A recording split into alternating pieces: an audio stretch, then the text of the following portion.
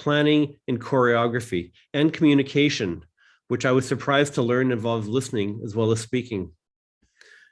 Leaders have required tolerance and patience, and most of all, sensitivity to the situation and to those in proximity.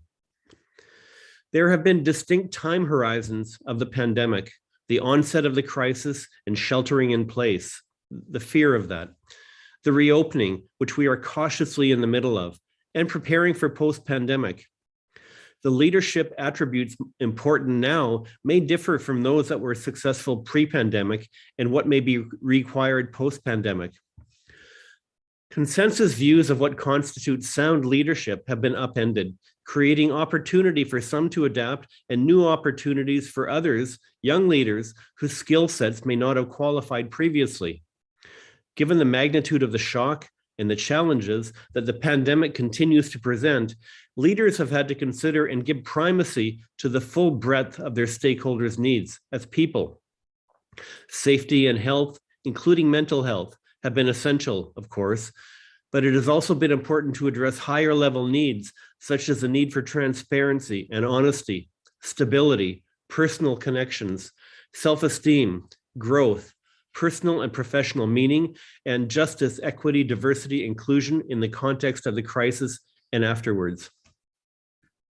It is fair to say that often during a crisis, traditional thinking has been that the strong, often masculine hero leader is the one to get us through troubled times. Leadership with strength, conviction, the aura, the sense of infallibility, a singular force. This may not be the best model of leadership now or moving forward. Of course, we need leaders who have great analytical and problem-solving minds, and leaders who are great at making decisions based on facts, but we now also need leaders who can demonstrate vulnerability and empathy. The pandemic has been disheartening as well as disorienting. Uncertainty about the future and the everyday stresses of navigating life, family, work, and community have proven challenging for even the most resilient of us. Big events like 9/11, for example, and for many the current pandemic, are psychological earthquakes that shatter our assumptions that the world is safe and just, even if we're not in imminent danger ourselves. They lay bare how vulnerable we are and how little we control. Many individuals have difficulty recovering a sense of safety and stability. Instead of asking how we will recover from these painful times or how to get back to normal, leaders must ask how we will be changed by them. In many cases, we have an opportunity to change for the better. We can see this in the churn and the turnover of the workforce, with record numbers of people retiring or quitting or changing professions or jobs. People have been given the opportunity to start over and to rethink their priorities and their lives. More sustainable practices, more kindness and empathy, more concern for the environment, for reconciliation, racial justice, equity, diversity, and inclusion. Leaders must now do the same. Visionary leaders like Abraham Lincoln, Winston Churchill, or Nelson Mandela didn't simply react to the most imminent threats confronting them. They also looked beyond the horizon.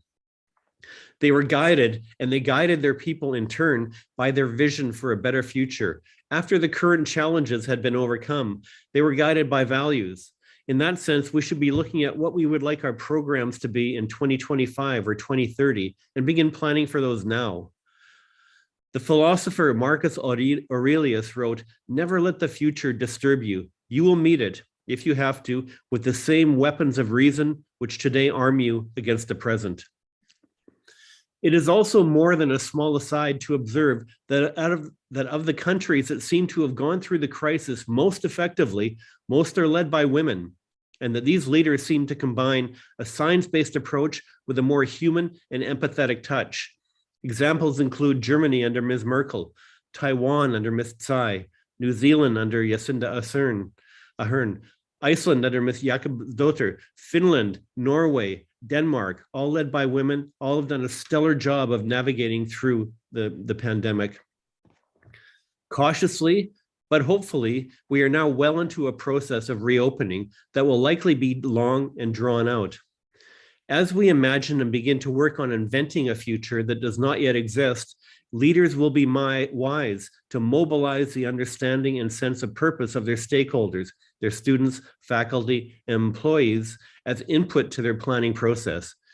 Leaders are not sure how much of the remote world is here to stay, but need to continue to consider the broad spectrum of their stakeholders' needs beyond just creating a physically safe workplace or study place or program. We will need a strong and shared focus on purpose moving forward, as opposed to pre-existing business models or poorly articulated goals or unmeasurable outcomes. Leaders should take this to heart, realizing that the only way out of this is through this. Rather than aiming merely for recovery or a return to normal, they should be asking bigger questions about how we can grow from this moment through affirming values and emphasizing community. The world we land in when the pandemic comes to an end, which is just around the corner, will be very different from the world we left in March of 2020, from the world we lived in before the crisis began. But we need to begin preparing for it now. Leaders now need to have a longer-term vision, a North Star that will focus and help shape thinking about the short term and the medium term. This requires highly strategic leaders who can step back from the day-to-day to see where the world is headed, understand how value can be created and values reinforced in the future in ways that are different from those of today. We know, for example, that online meetings, work, and learning will be a major part of our future. And indeed, internationalization will be anchored in new models that seamlessly blend online, hybrid, and in-person offerings through COIL, for example. But really, how much of remote learning is going to last?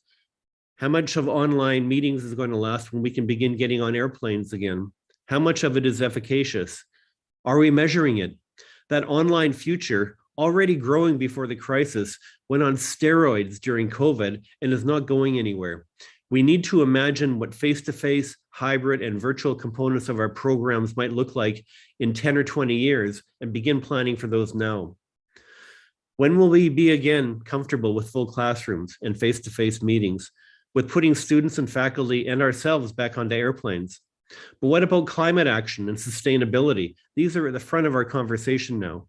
What about JEDI? The pandemic has given leadership every opportunity to reevaluate the entire business model, to view it through lenses. To succeed in the post-pandemic era, leaders may need new skills and capabilities, and perhaps be proficient across a wide set of paradoxical characteristics. Leaders must be strategic executors, balancing vision with execution.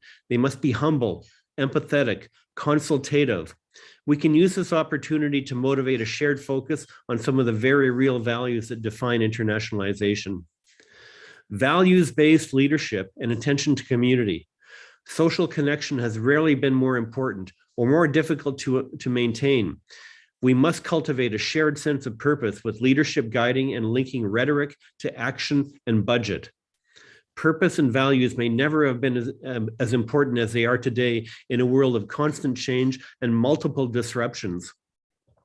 Amid uncertainty, having clarity of purpose and values helps guide on the path to value creation and relevance. While leaders reimagine their place in the world, they also need to be clear and grounded about who they are. They need to be clear about their raison d'etre, their reason for being, the purpose and values of their internationalization initiatives and of their organization, to guide how they will uniquely create value in a way that engages others in their ecosystems and is relevant in the future. Outcomes-based leadership, rather than micromanagement, has always been smart, but now it is mandatory. Non-hierarchical and decentralized leadership allows stakeholders to flourish, and goals are much easier to accomplish when stakeholders have space and time and purpose. Leaders may need to redefine their own expectations. They should shift their attention to desired outcomes rather than exactly where or how these outcomes are being accomplished. We should be relying on measuring outcomes for our offices as well as for our programs. The choices made now will shape what internationalization becomes. As they said in The Wizard of Oz, we're not in Kansas anymore, and leaders must evolve before their programs can evolve. What the future views as successful leaders are people who will adapt their leadership styles and priorities to meet the new needs of their institutions, programs, and stakeholders. Thank you very much for your patience. I look forward to the next presentation and to staying for the question and answer period. Appreciate it.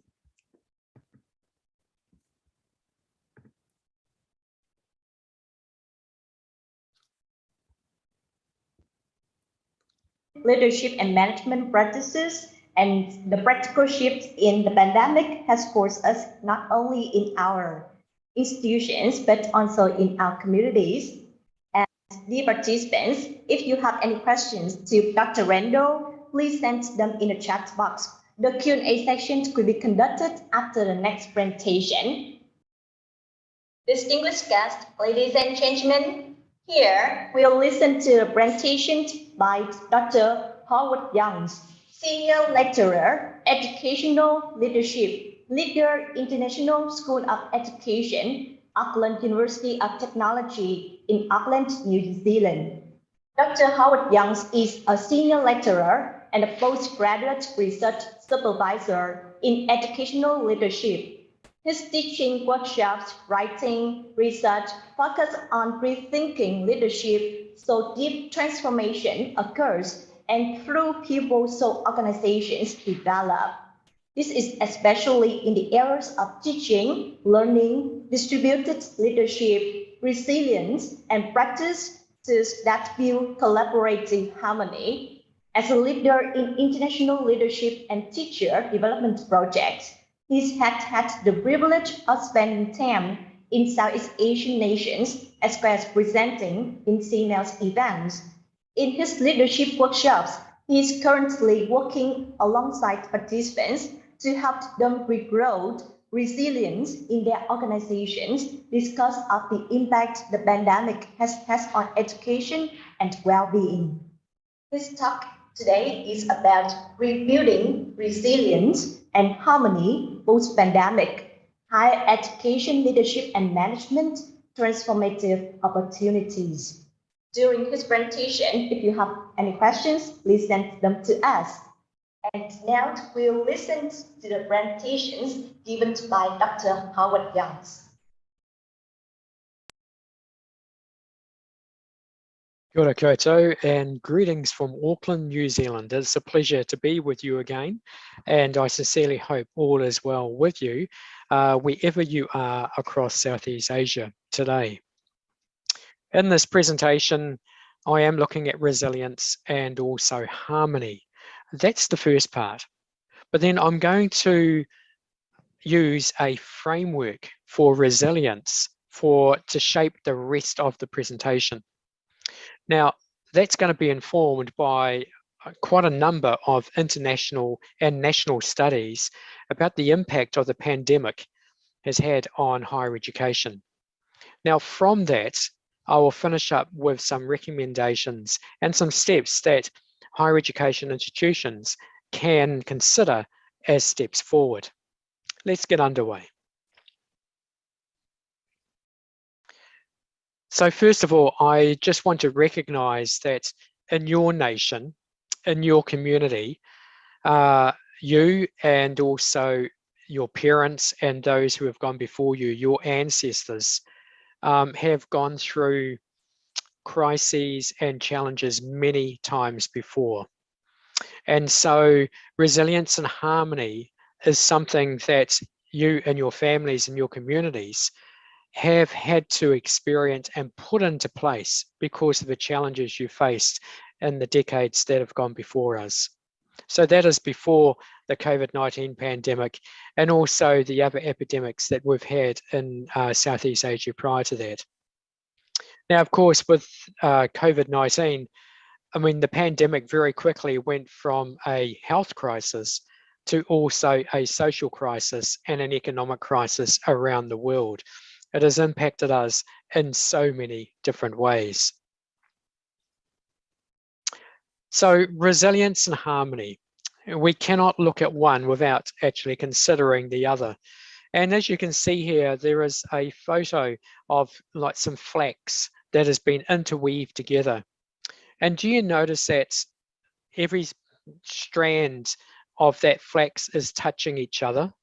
So that's where resilience and harmony do keep touching each other at all points. But you notice also that those little strands of flax that you see going through, that you only see half of it. Half of it is actually covered underneath. So when we talk about resilience and harmony, it's not just what we see, it's what's happening inside of us and what's happening beneath the surfaces in our HEIs, in our higher education institutions. Another important point is when we talk about resilience and people often talk about well-being, is do not just consider that as being an individual phenomenon. It's not just for ourselves, like in terms of individual resilience. Yes, that's really important, but there is such a thing as organizational resilience as well. And so that is one thing I'm hoping will come through in this presentation with you. Now, you may have read the book or you may have watched the movie on Netflix, The Boy Who Harnessed the Wind. And the reason why I just want to draw our attention to this is, one, I highly recommend it if you have not seen it yet or read the book.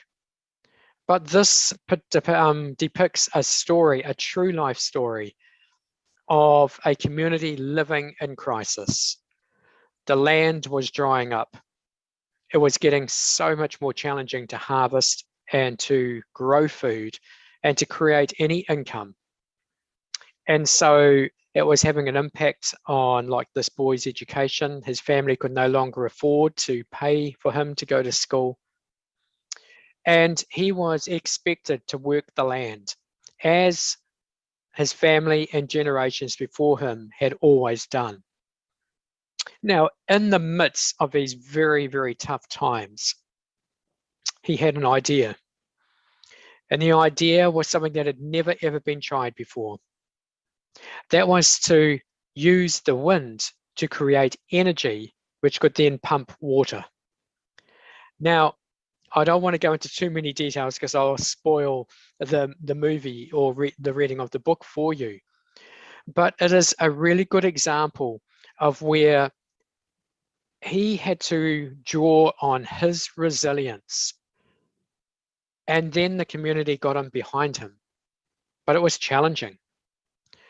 And one of the key things here is he came in harmony with the wind, so that the wind became part of the solution.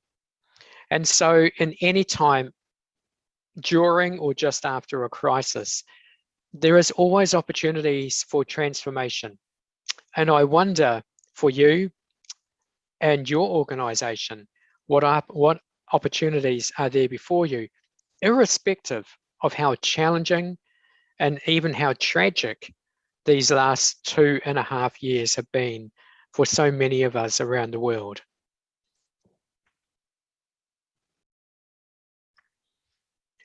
So let's have a look at what do some people mean when we talk about resilience. And just down beneath here, you can have a read, but let's just work through this together rather than you just quickly read ahead. Let's take that first part. Resilience is the ability to jump back. When we're down, we're struggling, we don't have much to give anymore. Resilience is how can we give back? Not just keep going, but how can we get back up? Now, also, it's important to recognize that when we build resilience, we're not talking about trying to get back to perfect health. It's not about trying to have perfection. Because then, as we try to be perfect, that also creates distress, which then works against our ability to grow resilience for ourselves and also in our organizations. So it still means that mistakes and errors are going to occur. And that's okay as long as we're learning from that. Now, it's all about building up the heart, the head, and the hands. The heart, who are we?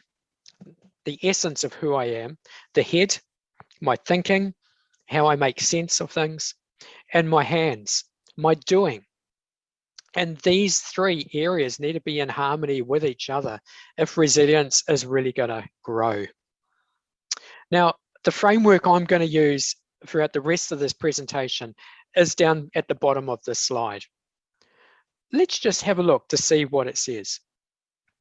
Hey, first of all, when we do read across what we call organizational resilience literature, Ducek's done a review of that and found that a lot of the literature talks about the need for resistance and recovery. It's both things happening at the same time.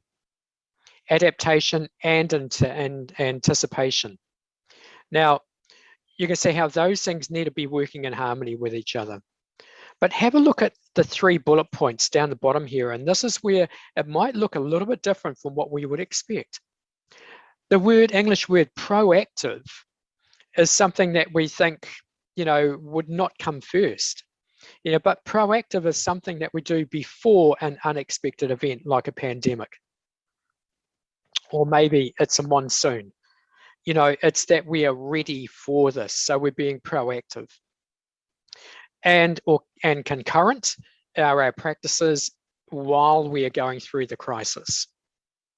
Reactive is how do we react just after the crisis has passed?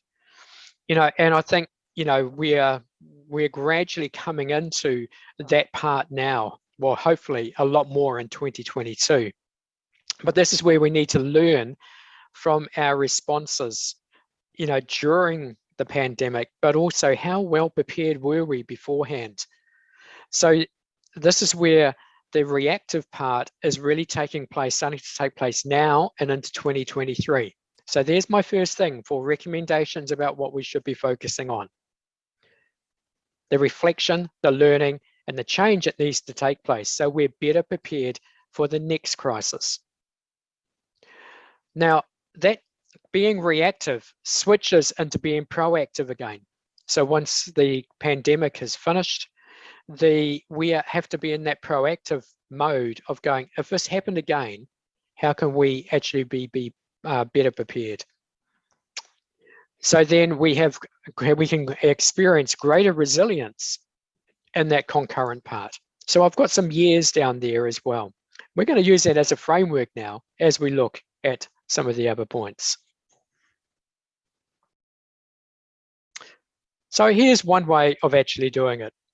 And I really like the way that Nitaliki talks about the normals. Have a look right down the very bottom there. It talks about the old normal, the new normal, which is now, and also the next normal. Do you notice that? I think it's an important thing for us to accept that we're not going to go back to how things used to be. We're not going to go back to the old normal. And the new normal is actually living in this pandemic environment that we are hopefully coming to an end of. The next normal is post the pandemic. But let's have a look at that framework around resilience. There's that, needing to be reactive. And that's our reflection time now, 2022 into 2023, possibly 2024. And then the time to shift into being proactive, getting ready for other challenges is built in and flows on from that.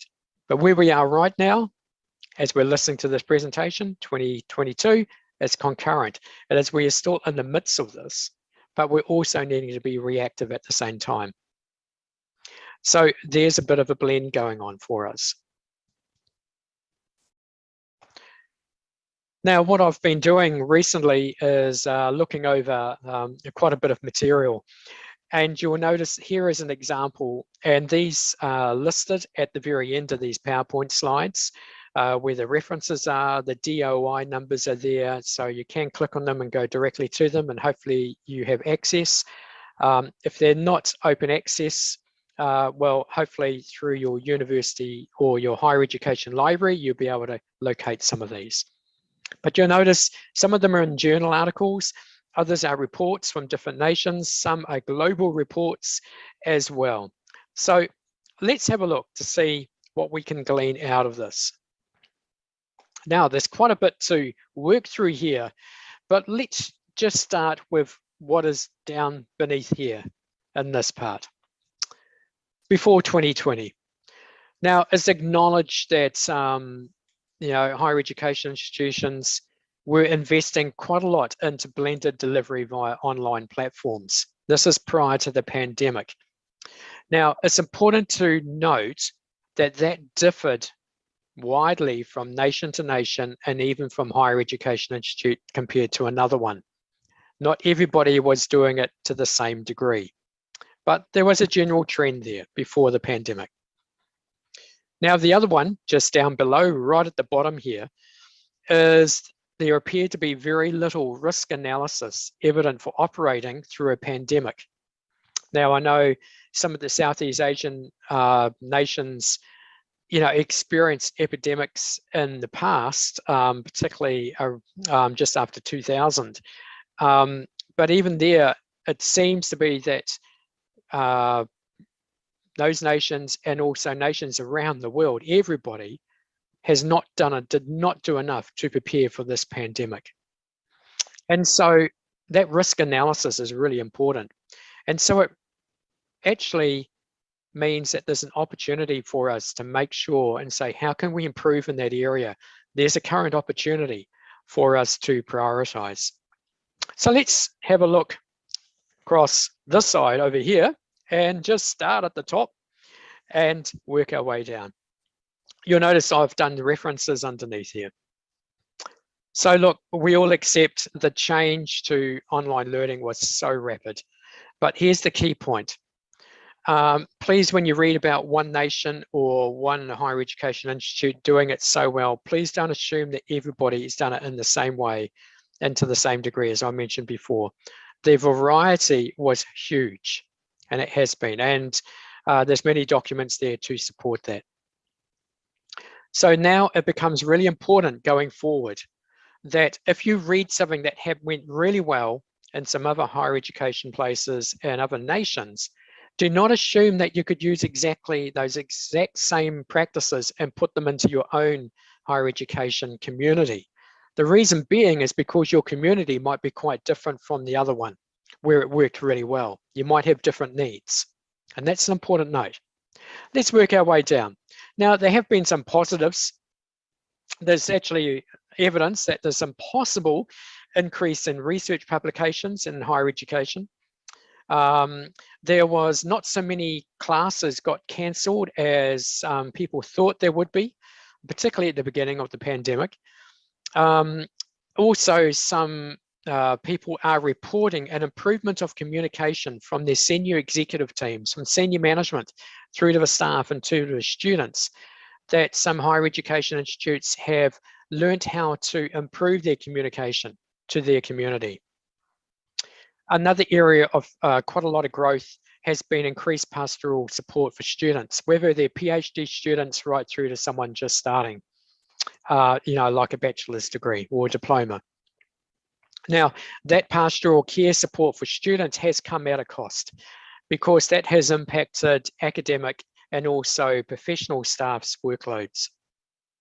Now, for HEIs as well, there has been a rapid acceleration of online development. Now, that is something that we do need to kind of continue with and to maybe just to hone in, but I've got something an important point to mention about that in the next slide. Now, there has also been an increase in the number of extensions for students' assignments, students finishing courses past their final date, and also postgraduate students doing research having extensions to carry on. The pandemic has really impacted students. Now, that comes down to your higher education institute. How flexible have you been during the pandemic in terms of giving extensions out and meeting the needs of students through pastoral care? If you know that there's been some problems in that, and you'll know there's been an increase of problems exacerbated through student well-being issues. So is that something that you can learn from if another crisis came? And we don't just want to do pastoral support for students because we don't want to, in case of another crisis, we just want to do it because it's a good human being thing to do to each other.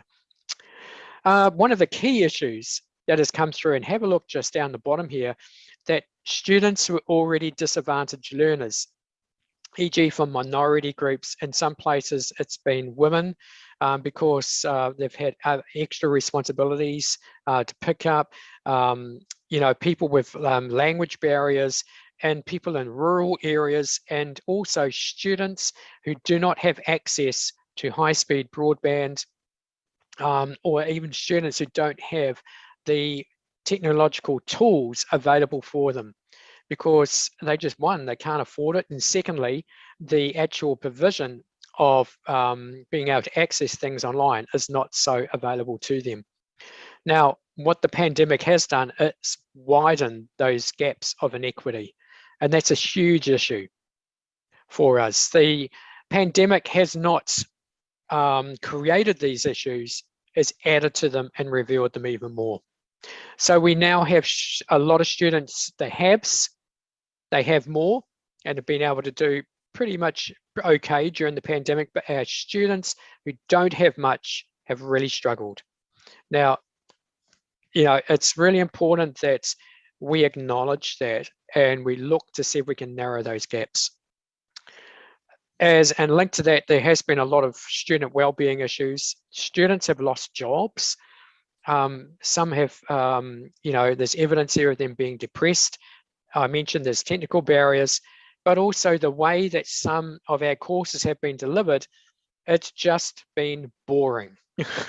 And this is where pedagogically, as teachers, we need to be really engaging in the way that we do any work online. Now, part of that is lecturers have been surviving as well. So they may have not had the capacity to be too creative online. So we just need to be aware of that. Hey, also, higher education institutions have had a massive impact negatively financially on them, with the pandemic, that maybe revenues have dropped down. There hasn't been much evidence to suggest that research revenues have decreased. In some places, they may have even increased, particularly if they've done research around the pandemic and vaccines, etc. Now, but there has been more work, more stress for staff, reduced field work, research, and international activities. So there's some of the big major patterns and issues that are evident in global reports and also local articles. And again, there's a lot more as well that you can read around that. So how do we shift to some reactive and proactive strategies?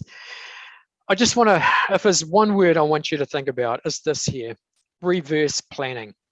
It's a word I use in presentations.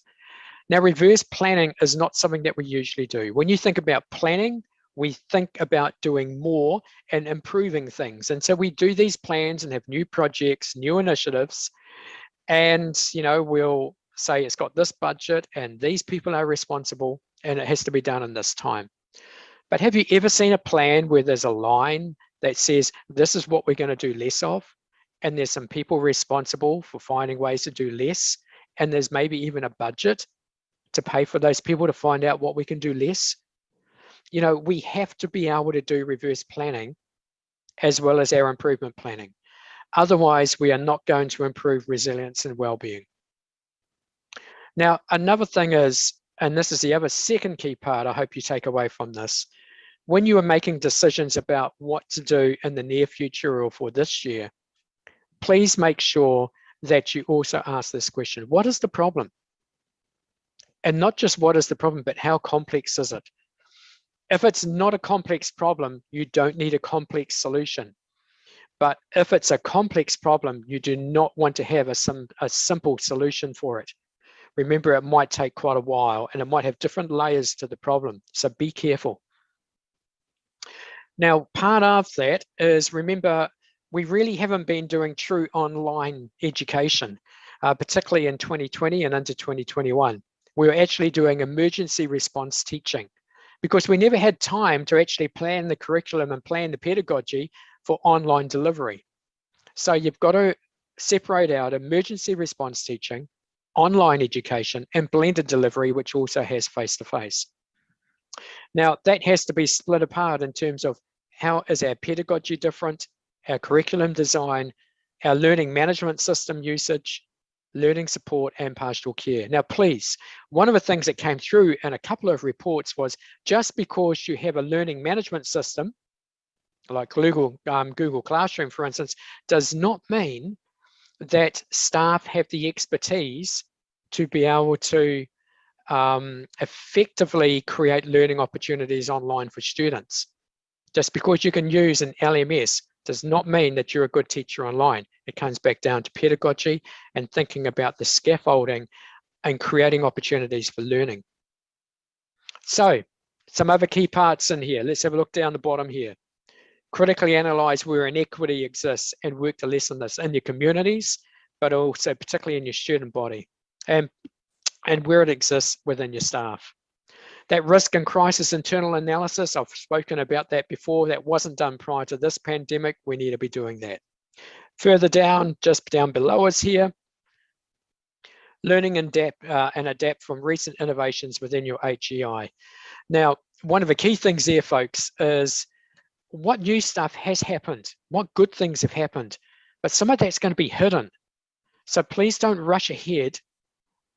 Take time to gather from staff what some good stuff they've been doing and see what you can learn from that. Down the very bottom, managers, senior managers, please reduce new major change initiatives. Otherwise, your staff and student resilience is not going to grow. You know, let's take a little bit more of a longer term view of this. And also senior managers, middle managers, again, shift away, please, from a one size fits all only processes and policies. You know, yes, we might have centralized systems in place, but make sure they differentiate based on need. Otherwise, those equity issues are not going to be addressed. So please make sure there's flexibility in there for students and for staff. And that's where maybe some of our learning needs to come. So getting to the end now, let's have a look. So here is this last point. Look, there's no other way around it. We are in a dilemma. We live in a dilemma in our higher education institutions. Now, this is even more so because of the pandemic. Because you see, on the one hand, our capacity to do things has dropped because our resilience and well-being has dropped down a bit. On the other hand, the amount of need with students and staff in our communities has increased. Our ability to serve has dropped. The amount of needs has increased. We're in a dilemma, but we need to hold both of these and find a place of harmony where the two come together. Now that means as we try and meet the needs, we try and grow resilience at the same time. Now we can't do that if we put more pressure on our staff. It means that we've got to create space and what I call grace for them. We've got to be careful we don't micromanage people. We need to allow them time to grow back. So one of the key things of encouraging creativity and innovation is by asking this key question. What expertise is sitting in your higher education institution that you do not know about, that doesn't get used? Now, one of our blockages for that, and I've done this at times where I think I've got the expertise and I've got the answer. But if I think that, or I think that I've got the authority, so therefore you just do what I tell you to do. If I ever think that, you know, I'm stopping myself from seeing expertise that sits in students and staff elsewhere. Now we need each other to be working in harmony. The expertise is sitting there in your community. It's sitting there across your staff and your students. Please never assume that your small group you work with has got all the answers. Draw people in. I know it might take a little bit longer time, but in the longer run, it's certainly worth it. Now, the boy who harnessed the wind, as we just finished on this point, he persevered. But you know, one of the things that kept him going was a 4-letter word, hope. He always had hope that he would make a breakthrough. So my question to you to finish with this short presentation is this: what hope do you have? And how are you giving hope to others, particularly students who are struggling and their families who are struggling, and also to your colleagues who have gone through some really hard challenges?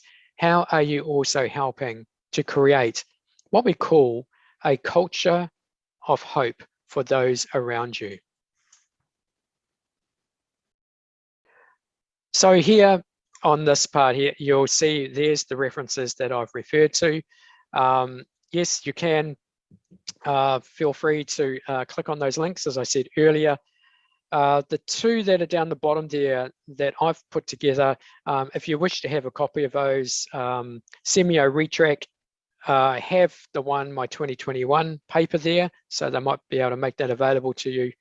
The other one's just a presentation, but everything's covered in that 2021 paper that I've done. So thank you so much, and I look forward to just a brief question and answer time now with you.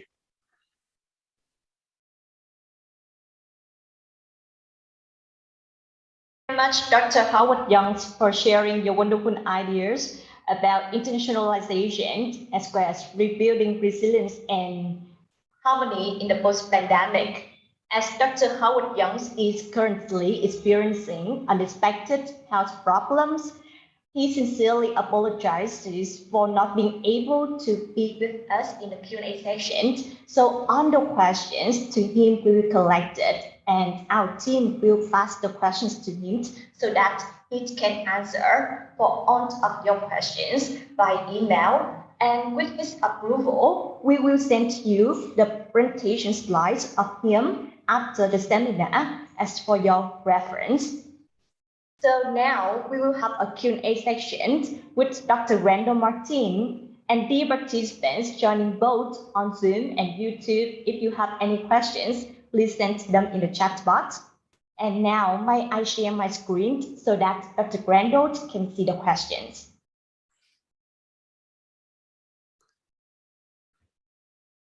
Thank you, Tao. And thank you, Dr. Youngs. I'm not sure if you're still listening. I was hoping that we could share the remaining time available, but now the poor participants have to listen to me. So let's see how we go here. So thank you, Dr. Randall Martin, and thank you, our participants, for sending questions to us. May I invite Dr. Randall to answer the questions, please. Dr. Randall, our participants would like to know more about internationalization. So could you please share your ideas about this question? Do you think that internationalization offers certain benefits in the post-COVID-19 pandemic era? And how can universities embrace the challenges and adapt quickly to the new world we are entering? Well, thank you very much for that question. It's actually something I've thought a lot about, and I've sort of referenced it in my remarks, where I think it's important to try to take a step back and see global trends. And I referenced World War II, and after World War II, you had the creation of Fulbright programs and things like that would encourage people to understand other cultures, to study in other countries, learn other languages. And the hope was the more we learn about each other, the less likely we are to do terrible things to one another. And then this culminated in the Cold War, essentially from the early 1950s until 1989 or 1990. And at the end of the Cold War, the Berlin Wall fell, and all of these other things happened. Borders fell apart. The price of oil went down. Global mobility exploded. And this was the beginning of export education, students, migrant workers, immigrants able to travel much more freely, relative global world peace.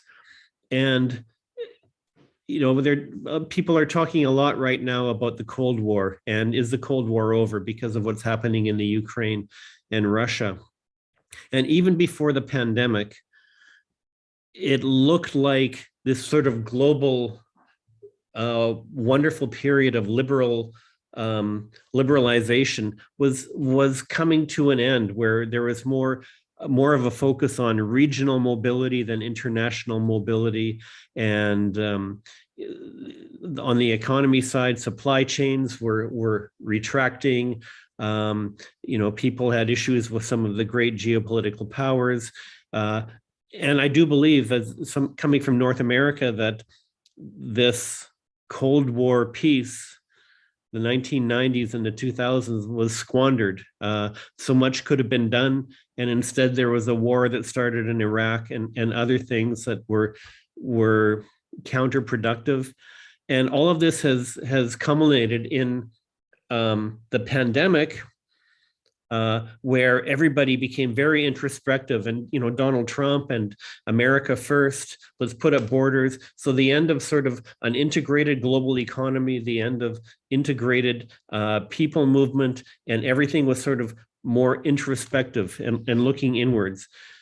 And now we've got this sort of great power tug of war going on between China, Russia, the United States, the West, and the non-West, for the struggle for the heart of the world. And who knows where this is going to end, but I believe internationalization, the mobility of students, faculty, staff, of ideas, I think this is absolutely fundamental and integral to the growth of our education sector, to the future of humanity. If I can, that's maybe a bit hyperbolic, a little bit exaggerated, but internationalization is very important. And in fact, in my career, which I'm not a young man, has gone on for a long time, I think it's probably in a very precarious situation, and in fact has to be supported so much more now than 10 or 15 years ago, when it was sort of, okay, this is a natural progression of things. I think now we have to say, this is what we're fighting for, and how important this is. So a very long-winded, maybe too personal, passionate of an answer, but yes, internationalization absolutely offers certain benefits in the post-pandemic era, but I think we have to fight for them and really work hard towards these things. That's my answer. Thank you. Thank you very much, Dr. Grendel. From Vietnam, our participants have another questions for you. From your experience, do you have any advice on what leaders should prepare to keep up with the current trends of leadership? Well, as I referenced in my presentation, I really haven't studied leadership that much, but I do know that as the boss in my office, it's not a big operation. I have about 12 people, and most of the people who report to me have pretty good ideas about where we should be going. And as maybe it's a attribute of being in the position for a while, but as you become more comfortable in leadership, you tend to micromanage less, and you tend to give other people, you tend to delegate more and give other people a lot of latitude. And we have a lot of really bright young women, young men, young people whose voices need to be heard. And I think for what I see in much of what we're doing, a much more consensual, collegial, non-hierarchical form of leadership is certainly, in the North American context, what I see happening now. So that's what I see in terms of a current trend of leadership, is less oversight, less hierarchy, and more collegiality, more discussion. Thank you. And from YouTube, our participants have sent the questions to Ed. The next questions for you is, We already note that COVID-19 produced a sudden and dramatic drop in the national study abroad participation, like spanning the 2019-2020 and 2020-2021 academic years. Could you suggest some ways to recover the international students' numbers of universities? Well, there's a few things at play here. I mentioned even before the pandemic, there was a trend towards regional mobility, where students in Asia were traveling and studying in China, in Japan, Korea, were staying in Asia. Students in the Americas were staying in the Americas. Students in Europe were staying in Europe. And if anything, COVID, I think, has exaggerated that or exacerbated that. But again, with every pandemic, there's a silver lining. There's lots of opportunities and innovations that have occurred through pandemic. And so we may not, or it may take some time to recover the actual numbers, the actual bums on seats that you had before the pandemic. But what you have learned as an institution, what we've learned as a sector in terms of online education, some of the key trends emerging from COVID, which I think would have taken a long time, but have come to the fore.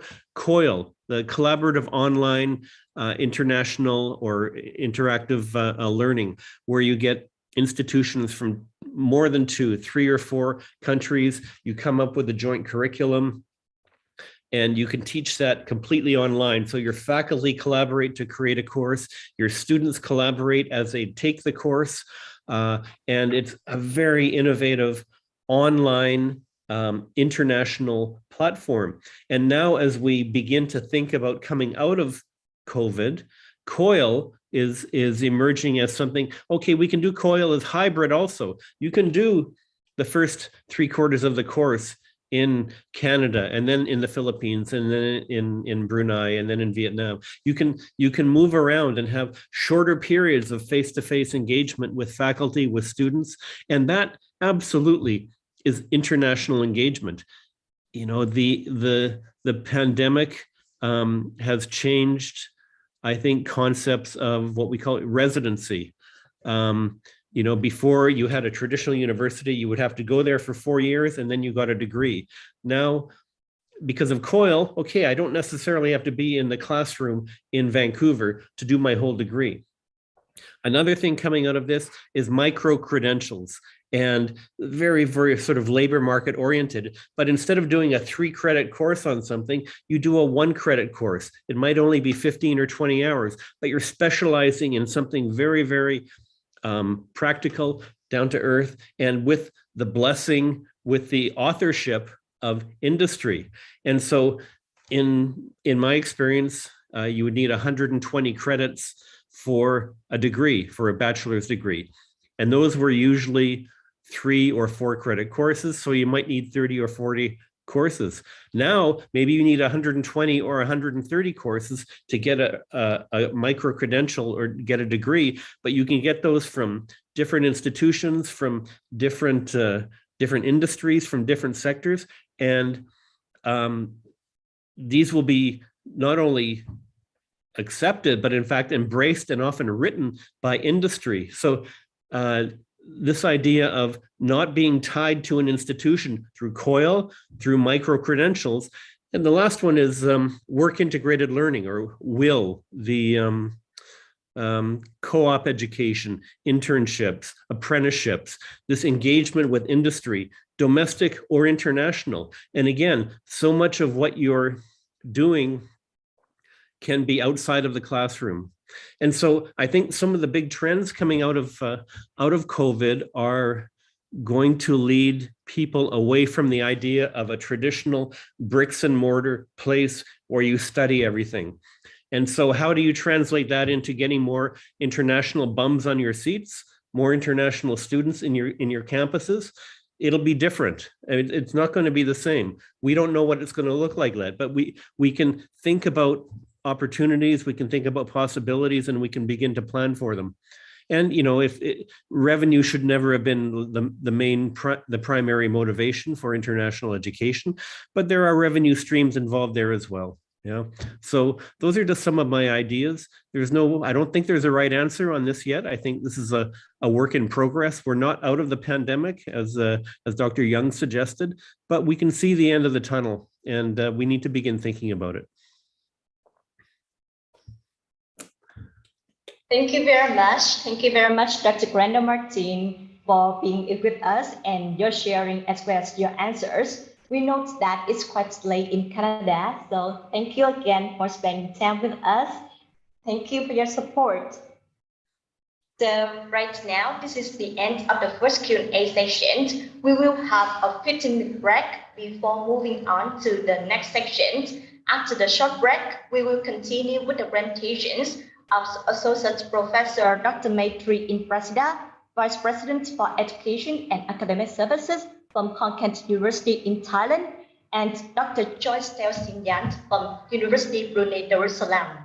Please stay tuned with us, everyone, and don't log out from the Zoom meetings. Thank you so much, and we'll come back after the 15-minute break.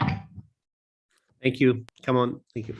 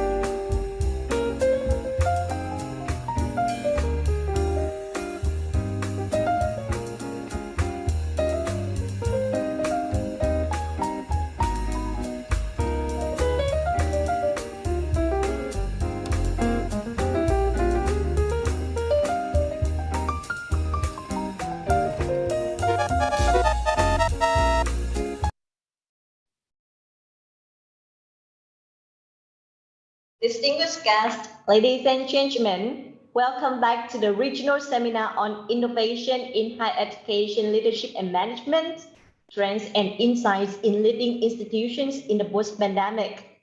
Next, we are going to join the next section with presentations from our distinguished speakers from Thailand and Brunei Darussalam. Now, it is my privilege to introduce to you the speaker of our first presentation in this section, Associate Professor Dr. Maitri Imprasida. Associate Professor Dr. Maitri Imprasida is currently the Vice President for Education and Academic Services, Acting Director of Institute of Research and Development in Teaching Profession for Asians in Content University, and President of Thailand Society of Mathematics Education. He held PhD in Mathematics Education from the University of Tsukuba, Japan, and has long experiences in studying Japanese lesson study. He established the Center for Research in Mathematics Education, the first center in mathematics education in Thailand, in 2003, which becomes a part of National Center of Excellence in Mathematics. Since overseeing the APEC lesson study series since 2006 until present, he continuously contributes as a university partner of UNESCO Unitrin program since 2019 to fulfill sustainable development goals related to quality education and reduce inequalities. At the national level, he is a project manager supported by Equitable Education Fund, implementing lesson study and open approach innovation into more than 300 schools in Thailand. Here we will listen to the presentation by Associate Professor Dr. Maitri Imprasida. His talk is about TLSOA PACE Thailand Lesson Study and Open Approach Innovation for PLC Model. During his presentation, if you have any questions, please send them to us by chat box. And now please welcome Associate Professor Dr. Maitri Imprasida. The floor is yours. Thank you very much, Ms. Tao, and good morning from Thailand. I also would like to thank my friends, Dr. Ho Tan Mi, who invited me to share in this regional seminars of SEAMEO retracts. Hi, Dr. Ho.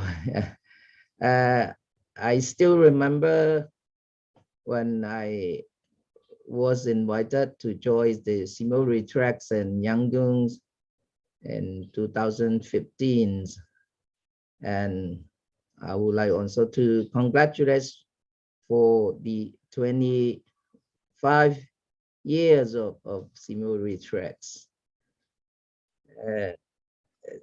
And I also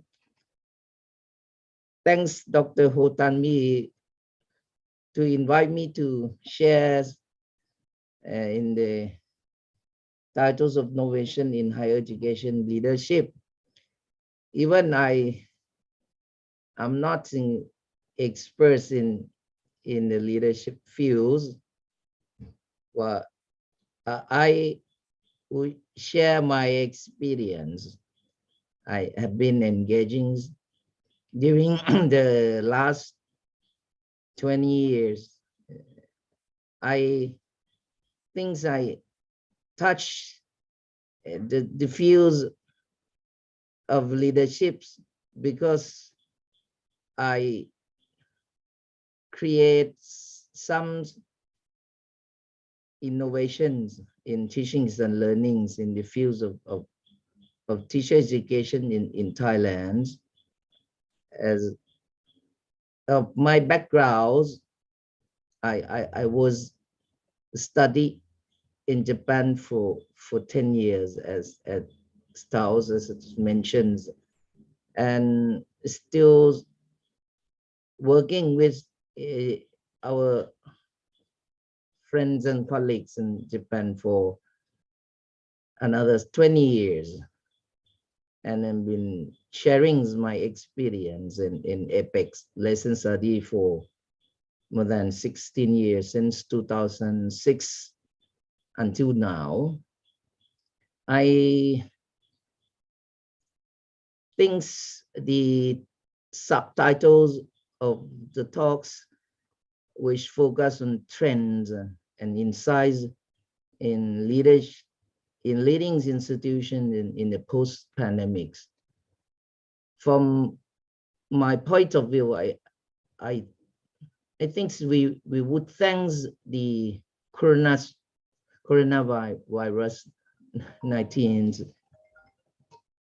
because it's made us become a one world.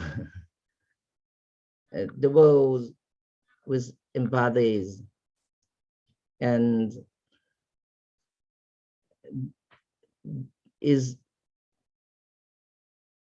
creates a better internationalization, as the previous two keynote speakers has mentioned.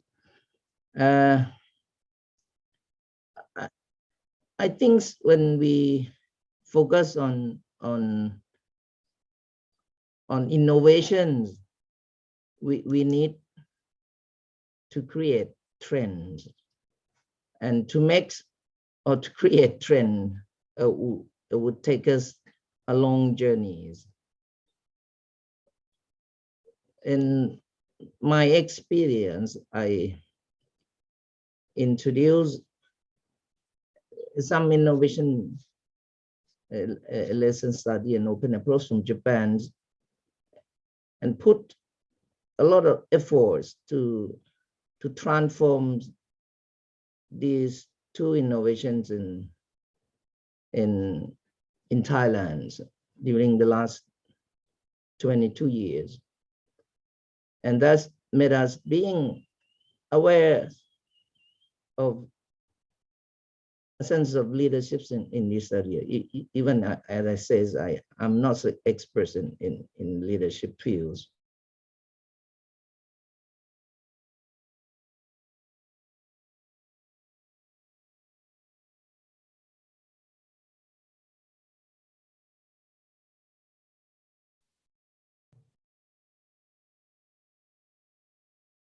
Associate Professor Dr. Maitri Imprasida, are you available?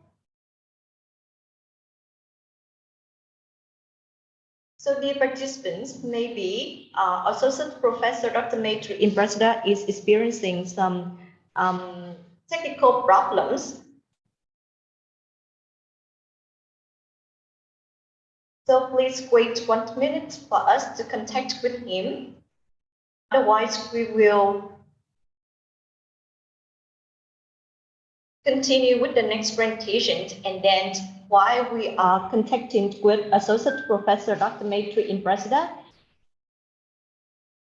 to solve the problems.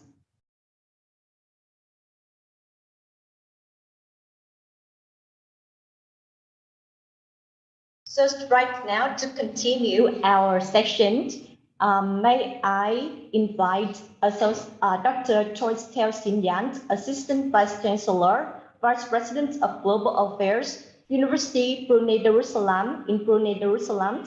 Could you please present your presentation while we are waiting for Associate Professor Dr. Maitri Imprasida to come back?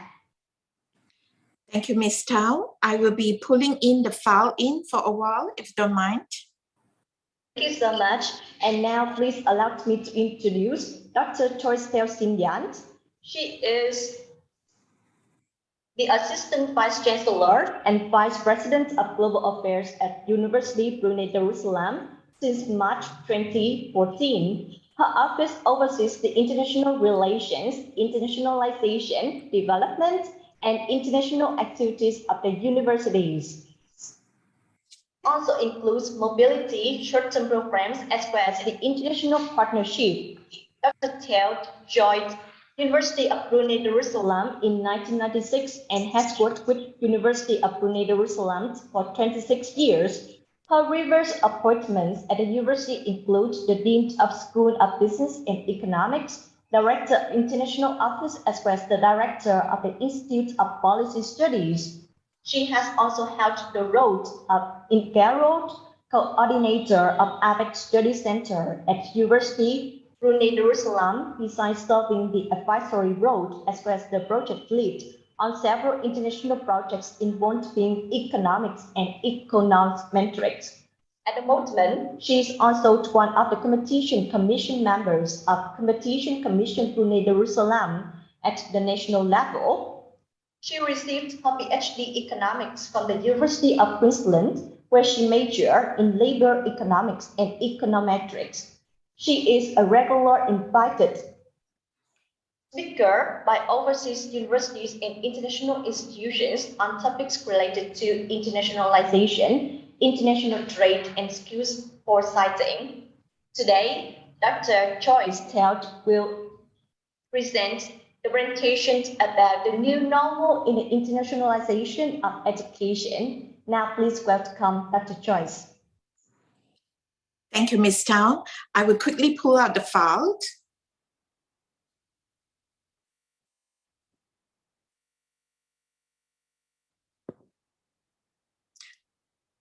I hope the file can be seen by everyone.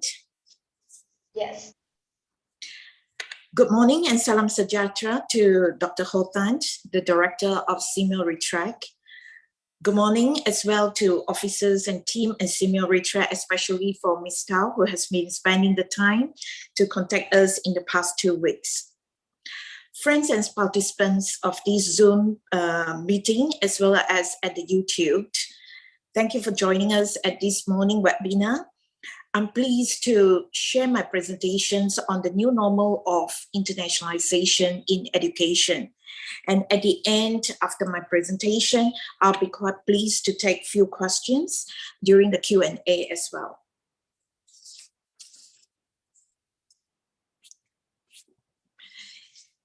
In this morning, when I will be discussing on the, particularly on the topic of the leadership and management related to the internationalization new normal, I will be sharing some of the case studies with you because quite a number of the terminologies will be explained.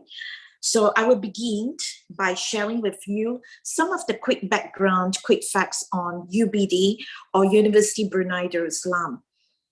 Our university was set up in 1985 and we have 10 academic faculties with 8 research institutes and 2 support centers. We currently actually have 6 bachelor degrees, and I will need this example to actually bring everyone into the example of what I'm going to touch on today on the new normal. The earlier presenters from Dr. Randall Martin, from Dr. Howard Young, we have talked about the leadership and management. This topic is very timely. The topic of the leadership and management trends and insights in leading institutions for at the post-pandemic time. This is a very timely topic. In this presentation, I will be using the case studies of UBD, and I will link to the topic on the leadership and management. Particularly for this morning, I will be touching on the issues of leadership and management, particularly in terms of internationalization. So we all know, before the pre-COVID time, a lot of the time we are talking about leadership and management from the perspective of assurance and direction. This, what I'm going to talk about today, may echo some of the points that I've already touched on by the earlier presenters. During the COVID time, we noticed that the leadership and the management style will take on the shape of flexibility and transformational leadership, particularly in terms of Dr. Randall have also touched on regarding how we actually need to deal with the social connection. But during the post-COVID time, we will be looking into a leadership and management style that are more of a teamwork. We need to break down the wall, and we need to build the bridge, and we need to see things from the other's corridor as well. This is like a weaving analogy that Dr. Howard Youngs have touched on earlier on as well. So at the post-COVID time, the leadership and management, which I would like to ponder upon a little bit and use the UBD discovery year and the other example as the analogy and the case study.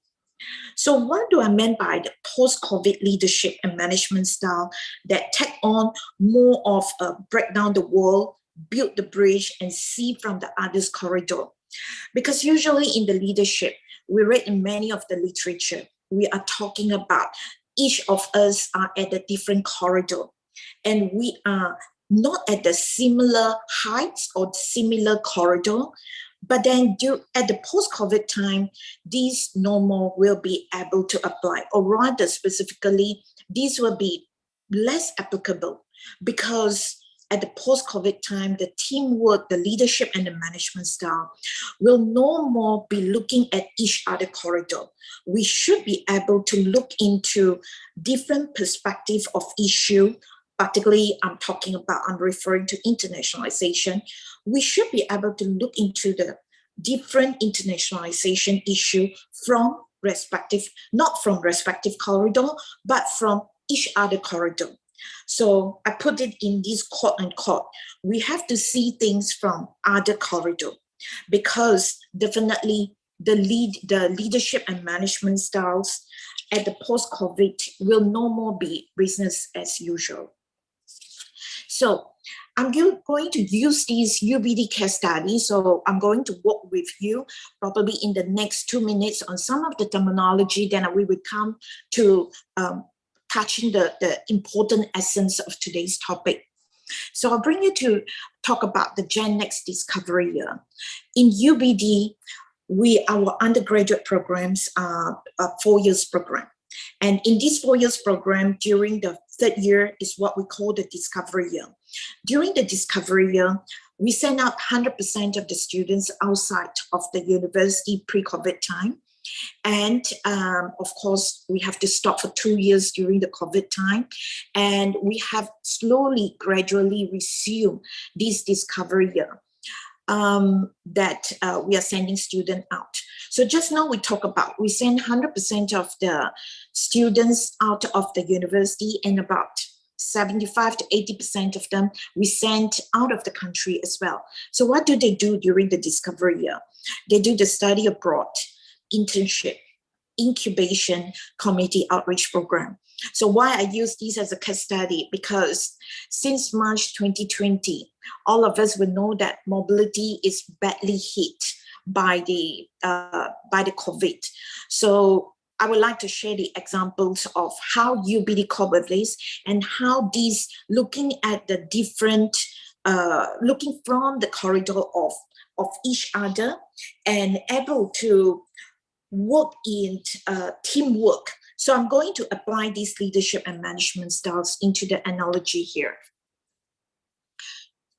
In UBD, so basically just now we talk about the Discovery Year. This is referring mainly to the outbound. We sent about 75 to 80% of the students out through these 4 activities. But at the same time, we also have received international students from other universities through the semester exchange program, research internship program, the global discovery program. I'm going to touch on the global discovery program a little bit during this case study scenario. So we received the student through global discovery program and also postdoctoral fellowship program. As I shared earlier on, because I'm going to use this in analogy a lot, so I will just quickly walk you through this. What is UBD Global Discovery Program? The Global Discovery Program is a short-term program that brings together participants from all around the world from the different partner universities of UBD. And we provide the participants with the experience, and the GDP will offer in 4 courses, such as Discover Brunei course, Discover Malay Language and Culture, the intensive English proficiency course, as well as the global entrepreneurship summer school. So what happened actually, as we all know that students' experience are very much enriched by especially from the faculty-led study tour, internship, summer winter program. We talked about it earlier, and UBD has a discovery year as well. These international experience have built the student intercultural capabilities and global citizenship skill sets. However, in March 2020, worldwide, higher education institutions closed down to control the spread of the COVID-19. And about 3.9 million, according to UNESCO, 3.9 million international students are affected. And a large part of it are mobility as well.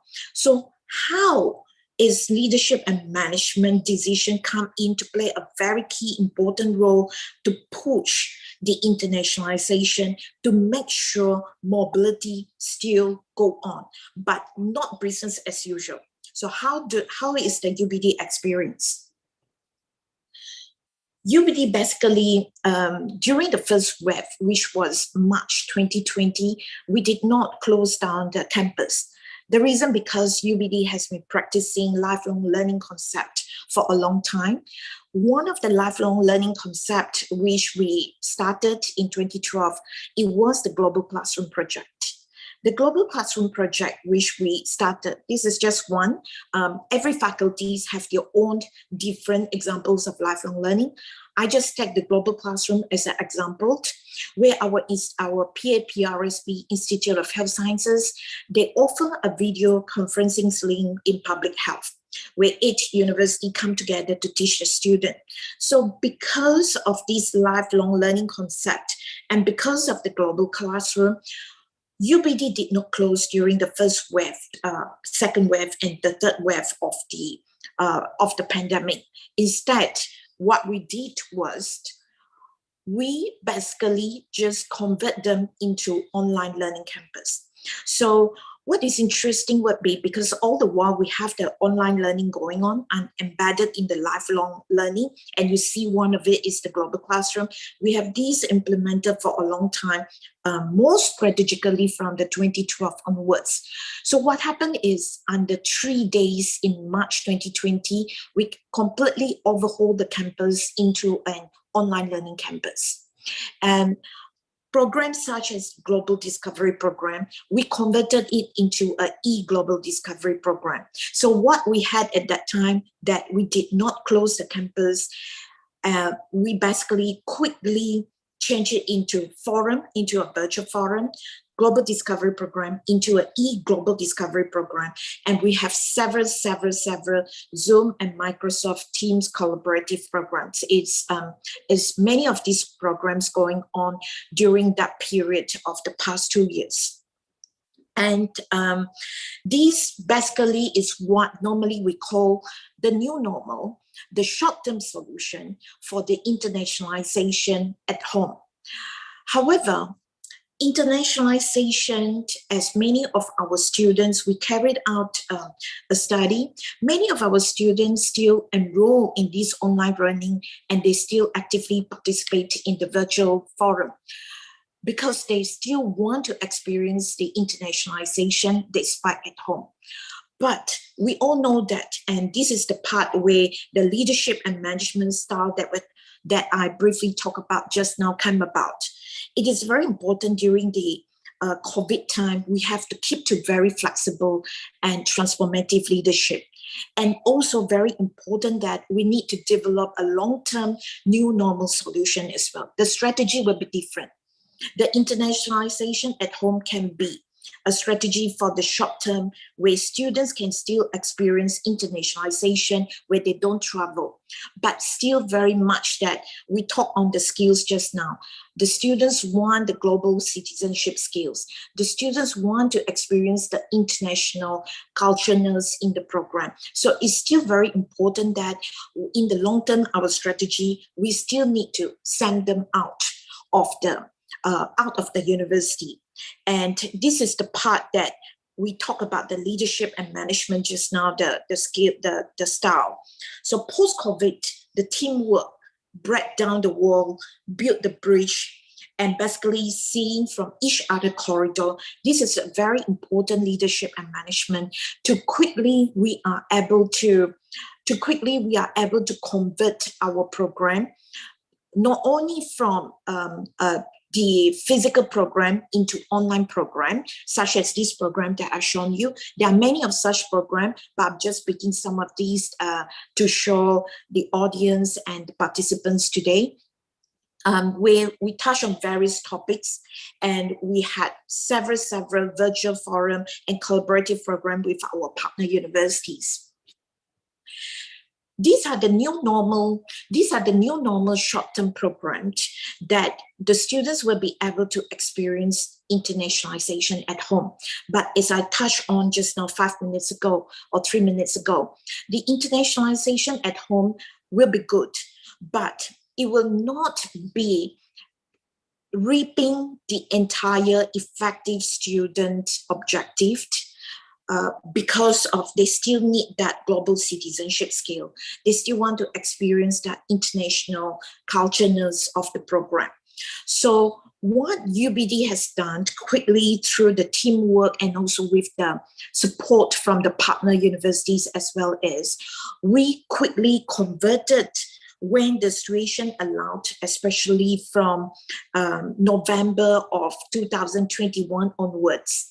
We actually had the structured blended online learning. So what is this? Dr. Randall touched on COIL just now, on the collaborative online international learning.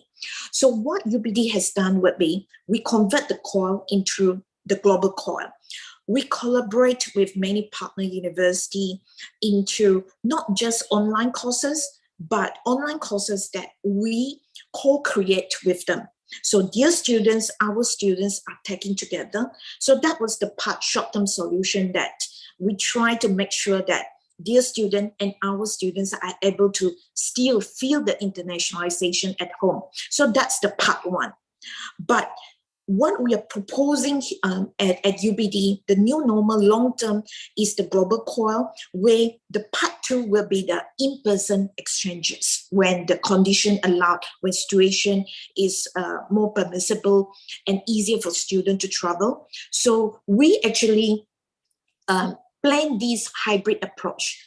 Part one is the short-term strategy, which was the online learning. And part two is the in-person exchanges. It becomes like the micro-credential, so short courses. What is good about this hybrid approach would be, we carried out a study on our students and also interview our inbound international students. What is good about this hybrid approach would be, it's short courses, so comparatively will be slightly less expensive compared to them staying longer period in a partner university. And also with the hybrid approach, what is good would be, they not only go to one university to take a short courses in person, they can go to 2 or 3. That the same amount of the saving that they have saved or sponsorship that they have received allow them to go for more short courses. So in short, actually would be, we had the short-term approach, which was internationalization at home, to allow for more of students experience internationalization when they cannot travel. So when the condition is more permissible for them to travel, what we did was the hybrid approach. So part one was the blended learning, the online learning where students are learning at home with the co-create curriculum between UBD and our partner university. And the second part is the in-person exchanges. So they can choose either to come to UBD or our student go to another university for a shorter time period, which is relatively, comparatively less expensive, and also allow them to go for more short courses, therefore more experiential learning, and therefore to achieve more of the student objectives and the global citizenship skills, as well as the international cultureness that students insisted they would like to see, how they want to enrich how they want to empower through the students' learning.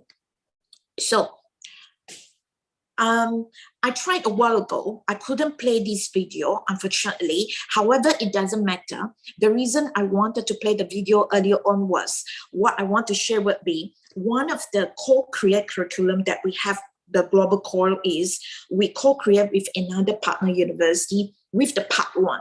And the part 2, the students will come to one of our field study center. It's a tropical rainforest field study center. So they carried out 2 weeks to 2.5 weeks of their work in our field study center. So that is the hybrid approach. Before I end, I would like to share here would be, in closing, with reference to the university leadership and the management, what we can sum up here would be, it is very important that university leadership and management, the style will take the shape, will move towards these 4 points. Idealized influence, inspirational motivation, intellectual stimulation, and individual consideration. It's very important to take into these 4 factors into the leadership and management decision. And important would be, ultimately, at UBD, we always say that university is here for the students. Without the students, there won't be any university. So no matter what kind of the leadership and management decisions are, we always make sure that what drives the leadership and management decision is student learning objectives. And what is more important and key here would be, whatever that we do, we must empower the students' learning. So I will end here, and I will be happy to take any questions up during the question and answer session. Thank you very much. Thank you once again for the invitation from the SEAMEO retreat. I give the floor back to Ms. Tao. Thank you very much. Dr. Joyce Telt, for your engaging presentation. And if you have any questions to Dr. Joyce, please send them in the chat box. The Q&A section could be conducted after the 2 presentations. Now we'll get back to the presentation conducted by Associate Professor Dr. Maitri Imprasda from Thailand. Okay. I'm very sorry and to apologize for the electric problems on my office. And let me resume back to my talks. And thanks, Dr. Joyce, for covering my times. Yeah. Yes. Let me share my slides again. Okay. Yeah, I'm talking about where I'm started to introduce the innovations in Thailand. I start from I think it's very common phenomena, educational phenomena in schools. And if we would like to say about leaderships, I think leaderships in the classrooms is very important. How we touch in the qualities of teachings and learnings in the classrooms. I think what I would like to focus here is the phenomena where the students are always asked to solve the problem presented by the teachers. Textbook is common, but students were rarely given opportunity to pose their mathematics problems. I specialize in mathematics education, so I will talk from this point. If I have times, I will share my experience about innovation introduced in Thailand, why, what, and how we manage the new conditions which commonly discussed around the groups, online and on-site or hybrid or branded. And I will introduce my ideas on BLC, the blended learning classrooms I introduced in Thailand. Yeah. As I mentioned earlier, if we create a trend, if we would like to create trends, then we have to take the long journeys in order to solve the teachings and learnings problems in the classrooms. It took me 30 years. I planned a 30-year project since 2000, and so far it's 22 years already. And what innovations I have been implementing in Thailand. In higher education, we have a major problem in teachers' education in Thailand. We try to bridge the gap between three phases of teaching professions in these countries. How we deal with a prospective teachers, a beginner teachers, and a in-service teachers. During the last 2 decades, I tried to transform a Japanese lesson studies into Thailand. And after 20 years, then I cleared a TLSOA, or Thailand Lesson Study and Open Approach Innovations. And based on this, after we faces the new conditions of COVID-19, I introduced the BLC's models. I also share this experience about transforming lesson studies in APEC Human Resource Development Working Group for last 16 years. The APEC project series as its transformation process. As shown in this slide, we started with innovative teachings mathematics through lesson studies. This is the first series introduced during 2006 and 2008.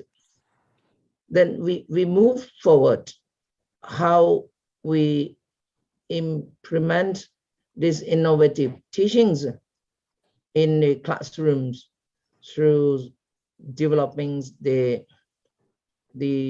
mathematics textbooks. We has a project to translate a Japanese textbook, which has a very distinguished features, focus on is how we deal with student ideas, because most of 90% of school teachers in Thailand realize that teachings on textbook, then we develop these projects. And we then introduce the idea where mathematics has been implemented in the real world situation. The third series is about emergencies, preparedness, education. And the next series, we involve ourselves in is cross-border educations. After these 4 series of introducing and sharing the innovations even in my country and also in APEC Human Resource Development Working Group, that we prepare the projects for the 4th industrial revolutions the IMSI's projects, the inclusive mathematics for sustainability in digital economies, or IMSI's, has been started in 2019. This was the last on-site EPIC meetings we had in Chile in 2019. Then we have a hybrid and online, and 3 years already that we running this projects. It's focused on thinking skills for the fourth industrial revolution in digital eras. Today I will more close with the classroom practice, the ideas how we can enhancing the qualities of classrooms. I will focus on bringing these two ideas together, as the Japanese lesson studies and open approach is a kind of teaching approach.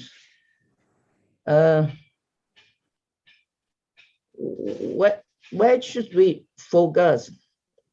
And the main ideas of implementing the Thailand lesson study open approach model is enhancing quality of classrooms and also considering students' thinking skills.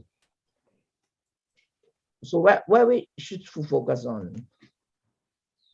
How to enhance the quality of classroom by considering the student thinking skill. I introduced these models. How we design to capture the students' idea in the classrooms. We focus on the task or problem situation designs instead of bringing the problem and let the student solve, but we focus on how the student engage in this carefully designed problem situation to accommodate most of the students' ideas in the classroom. Because the focus of these tools is how to get to the student idea. If we can understand the student ideas, then it will lead us to develop the student thinking skill. This is the central issues of how we use these tools. The qualities, where is the quality come from? When we discuss the quality of classrooms, I'm trying to create a research and development cycle in the schools. I modify the Japanese lesson study into 3 steps: the collaboratively plan and do and see as 3 steps of lesson study, and then incorporate with the 4 step of open approach in order to create a cycle, or maybe you can say that PDCA cycles, but from my point of view, this is a research and development cycles to push the whole school approach at the school level. In this slide, you will see that it has a 3 cycles, a weekly cycles, a SEAMEO cycles, and also a yearly and national cycles that use this lesson study and open approach. So I will raise this question because I observed that during the pandemic, I have heard that people say that we'll try to bring and online, between online and on-site, I think I don't recommend that, because the focus is not online and on-site from my point of view. What we should focus is here. We better focus on the past where the student learning by themselves. For examples that I mentioned, that the learnings by themselves through problem solving, by engaging in problem situation. If we carefully design the problem situation, then we can let the student learning by themselves. We try to blend this part, and the other part is interacting with other people. So the core idea is we blend between this learning by themselves part and interacting with other people part. We try to invest for the student to learn by themselves, and then bring the ideas to interact with other people, not just to focus on online and on-site, because it doesn't matter if it's online and on-site. The student can learn by themselves somewhere else, and then they might use the technologies, Zoom like we are using, for interacting with other people, or to interacting with other people on site or face to face. From these ideas, and I create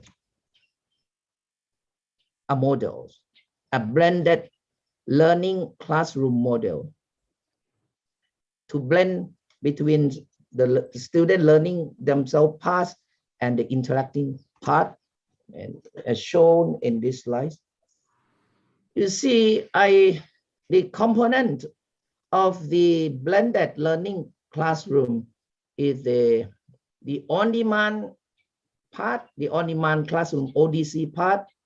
What we focus on the posing the tasks or problem situation to challenge the student and let them learn by themselves at their homes or somewhere else.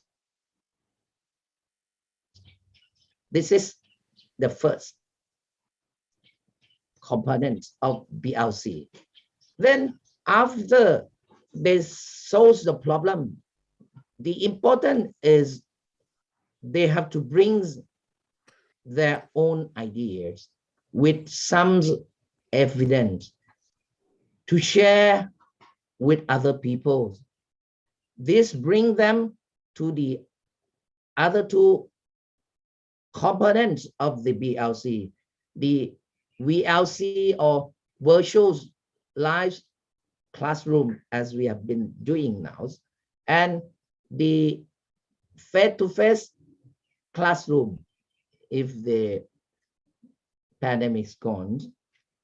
So you see that the focus of VLC, the virtual live classroom, is learning together or collaboratively learning after they mentioned again, after bring their own idea for interactions, or in the face-to-face or on-site, they will share their idea and reflections. This will lead them to what we call learn how to learn. You know, and from another dimensions for BLC, the blended learning classroom, because this is a model, you will see that a classroom I'm been using here is not the physical classroom, but it can be extended to cover the virtual part. So the teachers can design the ratios of the times we are going to use for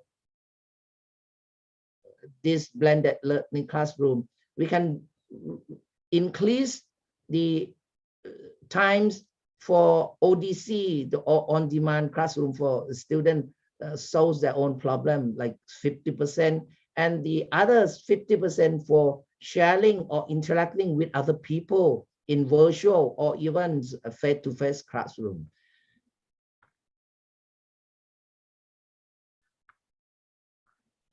So this I will show you the where we implement this BLC models in the classrooms in Thailand, and we have been training the school teachers and teachers education in Thailand using this BLC, the blended learning classrooms.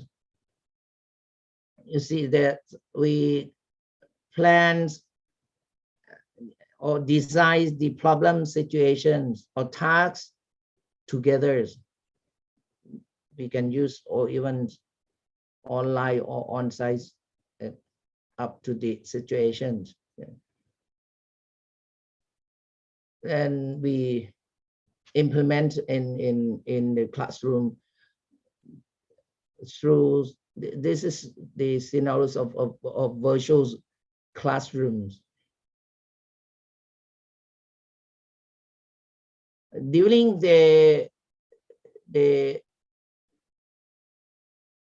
virtual classrooms, we also implement the 4 steps of open approach, like posing the problem, and then let the student solve the problem by themselves and observe the idea and bring to discussion and then summarize idea so that they become aware of their own idea and friends' idea.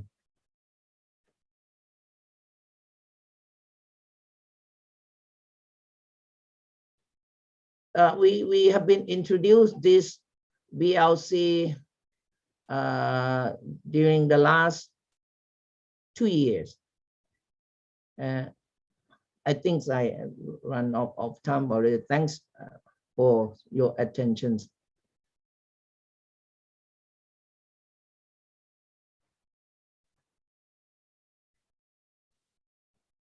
Thank you very much, Associate Professor Dr. Maitri Imprasida. Ladies and gentlemen, now we are going to have the Q&A session regarding the presentations of Associate Professor Dr. Maitri Imprasida and Dr. Joyce Teo Sinyan.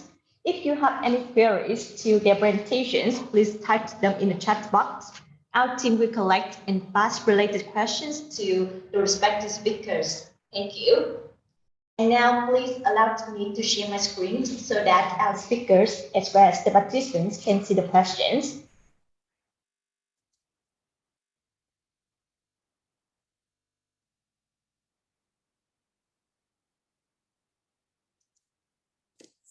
We have received many questions from the participants, both from Zoom and YouTube, and we will cover as many questions as we can. So first, I invite Dr. Joyce Teo to answer the questions.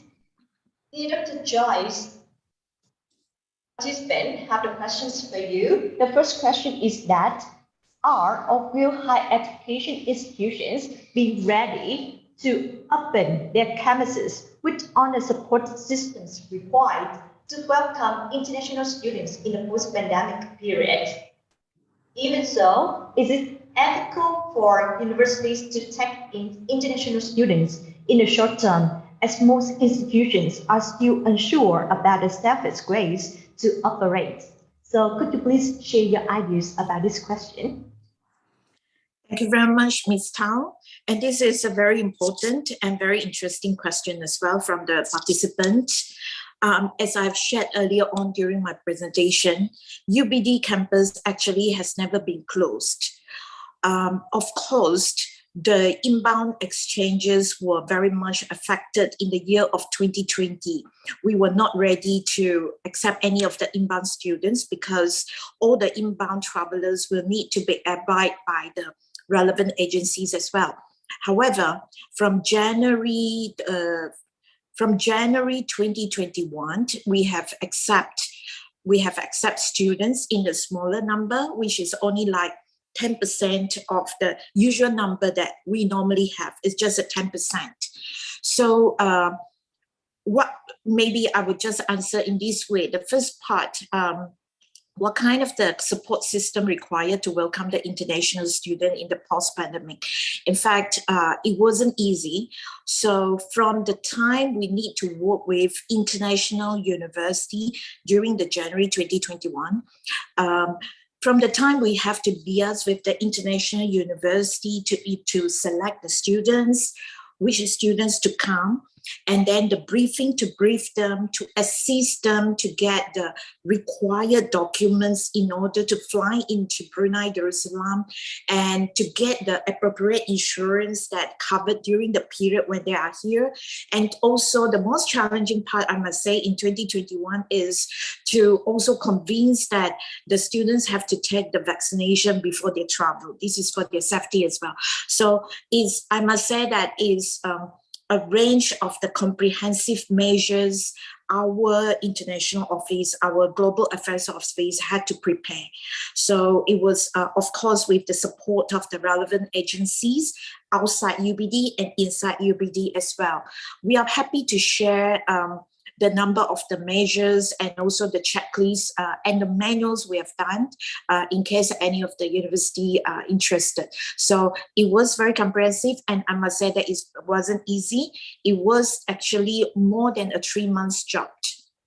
And the second part is it ethical for the university to take in? In fact, for each of the university, before you take in any inbound students, it's important you work with the relevant agency in your country. So for University Brunei Darussalam, we have to work with the various agencies outside UBD and inside UBD to make sure that when the students are here, from A to Z, everything is being covered. So the most important would be about the welfare of the students. We want to make sure it's not just about effectiveness of their learning, but also their welfare, their health and safety that should be prioritized. I hope I answered this question. Thank you. Back to you, Ms. Dow. Thank you so much, Dr. Joyce. And the next questions for you is, how could UBD further develop international linkage is given with the condition brought by the pandemic? Thank you very much again, Ms. Tao. I noticed this question just now. Very good question. In fact, I will answer the question through 3 ways. Number one is we never stopped from the time that, when globally universities worldwide are affected by the COVID. UBD Global Affairs still work as usual. I must say that. So we still carry on Zoom meetings. Instead of physical meetings, I just need to make many phone calls and say, sorry, I couldn't travel to Vietnam, for example, which I actually planned a trip to Da Nang at that time. So we just need to convert it to the Zoom meetings. I'm sure many of the university are doing the same. So that's the one, to continue the international linkages. And second, from our global affairs perspective, it is very key and essential to attend all the virtual exhibitions because there are so many universities to reach out. And it is important at the exhibition, you see the interest matching. So I will encourage partner university, and I strongly encourage UBD to always continue our to attend and participate in the virtual exhibition. And the third point in terms of the linkages is we are very grateful to Brunei High Commissions and Brunei embassies abroad, as well as foreign missions in Brunei Darussalam. They help in bringing in the university, especially when we cannot travel. They bring in and they link the university that are interested, either to link us out or to link the university to us. So almost every week, we have several of these universities that we are having meetings. Of course, not every meetings will lead to very effective discussion. Some of the universities actually will not lead to the outcome we want. That means you will just need to have more Zoom meetings to continue on to make sure that you have the matching interests, either in the academic collaboration or the research collaboration. So these are the 3 points. Thank you, Ms. Tao. Thank you, Dr. Joyce, for your detailed answer, and thank you, our participants, for an intriguing question. And the last question for Dr. Joyce is from our participants from YouTube. And this question is, some key international student-sending countries such as China and India continue to remain inaccessible. How can UBD reach international students effectively in 2022? Thank you. This is a very quick question. In fact, you read my mind. That was my question in 2020 August, because we happen to have a very big group of students who will be coming from, supposedly from China, from Guangzhou. And also we were supposed to have a group of students coming from IIT, the International Institute of Technology from Delhi. They're supposed to come to UBD. So what we need to do would be, we had to make a very quick decision, convert all the programs into virtual program. It wasn't easy because, for example, the Guangxi supposed to visit the business industry in Brunei. So we spent many times a lot of work, actually need to negotiate with the industry to make sure that they work with UBD curriculum and able to conduct it online. And something for the IIT, we need to convert very quickly into the e-Global Discovery program to make sure the student will not miss out. So we didn't cancel the program. We carried on, converted into virtual. And important would be, we are hoping to see the part 2 happening, the hybrid model. But of course, from UBD personal experience would be to enable the virtual eGDP and any of the virtual forums to ensure that it will reach out success. In fact, you need to carry out many dry run and to make sure that internet connection, that is very key. Because once the internet connections interrupted, you may lose the student interest, especially if this is a 2 weeks program. So I would suggest to partner university would be good to keep to maybe shorter period. If it is a 2 weeks program, keep it to maybe a 1 week, so you keep the interest in, always leave some room for the hybrid approach. Thank you, Ms. Tao. I hope that answered the question. Thank you. Thank you so much, Dr. Joyce. And now may I invite Associate Professor Dr. Maitri Insprasada to answer the next questions. So for Vietnam, our participants have one question for you. Do you think that VLC model can be effectively applied in teaching some majors which requires the practices or lab experience such as engineering or medicine? So could you please share your idea about these questions, Associate Professor Dr. Maitri? Okay, thank you very much for the questions. Yeah, from the point of view of teachers' education, I have been engaging to introduce this practice in the fields of education. I have been trained the teacher educators during the last 20 years. And now they have been working in many institutions, education institutions across the country. And we implement through these networks. So each of our human resource has been working in many education institutes across the country, working together and closely linked with the schools nearby and introduce these models. I will let me share the slide. Now we have been working in these networks around 300 schools in the country. Let me share the slides. And this what we have been implemented in the fields of education, teacher education. For the other fields, now as the vice president for education at Khon University, I also introduce these ideas to other fields like yes, engineering, education, and some others, blah blah blah, education, even in medical education. The approach directly to improve the qualities of classroom, which as I mentioned, has been extended. I put the DBLCs on top of lesson study and open approach, as I mentioned. So I think it can be applied in other fields.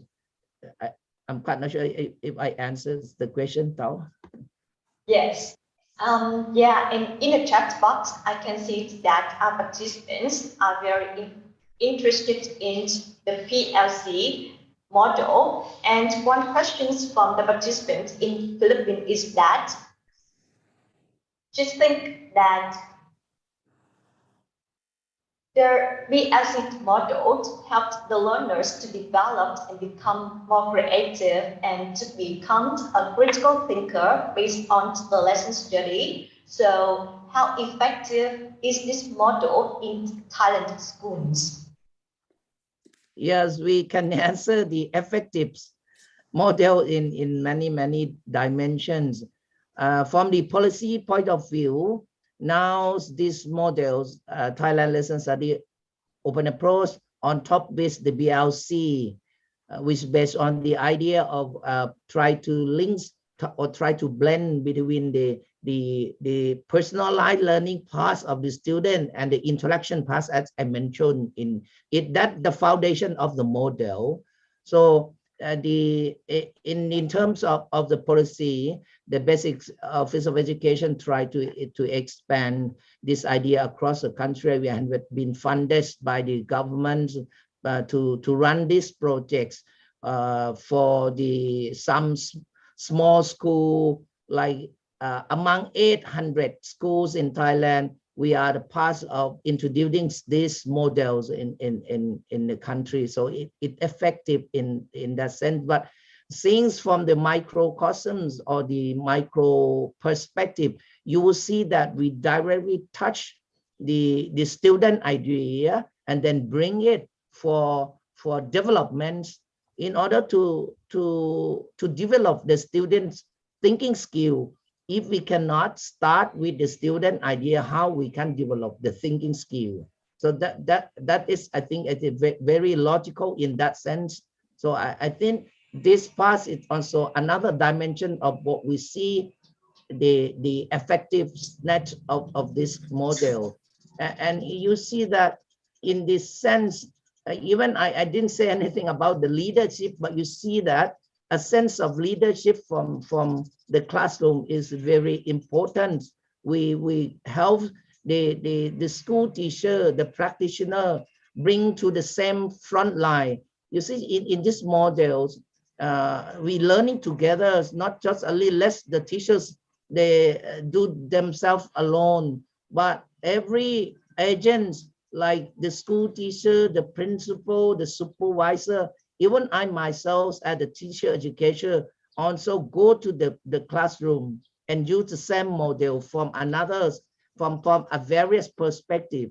So in this sense, from my point of view, I think it's a very effective model. We bring every agency to see the complications of the classrooms, and we try to develop the quality from this part. I'm quite not sure. I try to answer the question, but from my point of view. Yeah. Thank you so much, Associate Professor Dr. Maitri, for your answers. And dear participants, I note that you have many ideas to discuss and share with our speakers, but due to the limited time, I'm afraid that we will end at the Q&A section right now. and move to the last part, the closing ceremony. Distinguished guests, ladies and gentlemen, thank you very much for your attention as well as the active participation in the regional seminar on innovation in higher education, leadership and management, trends and insights in leading institutions in the post-pandemic, which is conducted by SEAMEO track.